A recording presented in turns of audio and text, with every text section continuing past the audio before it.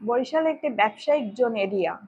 প্রতিদিনই বরিশালের মানুষকে ঢাকায় যেতে হচ্ছে কোনো না কোনো কাজের জন্য। সেক্ষেত্রে লঞ্চেও যেতে হচ্ছে, সেক্ষেত্রে দেখা যাচ্ছে যে বিমানেও যেতে হচ্ছে।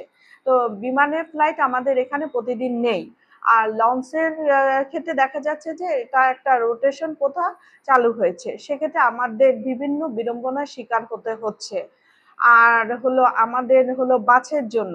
তো যেহেতু আমাদের এখানে পদ্মা সেতু নির্মাণ করা হয়ে গেছে, পায়রা বন্দর পর্যন্ত আমরা এখন পদ্মা সেতু পার হয়ে যেতে পারছি। সেক্ষেত্রে আমাদের জন্য 4 লেনের রাস্তাটা অতি জরুরি। 4 লেনের রাস্তাটা হলে দেখা যাবে যে বাস একদিকে যাচ্ছে, নছিমন করিমন অন্য রাস্তা দিয়ে চলাফেরা করছে, মোটরসাইকেল আর চালক যারা আছে তারা এক রাস্তায় যাচ্ছে। সেক্ষেত্রে অ্যাক্সিডেন্ট যেটা দুর্ঘটনা এখন বর্তমানে বেশি হচ্ছে সেটা কমে আসবে, মানুষের চলাফেরাও সাধারণ হয়ে যাবে, যে যার মতন কাজ করতে পারবে।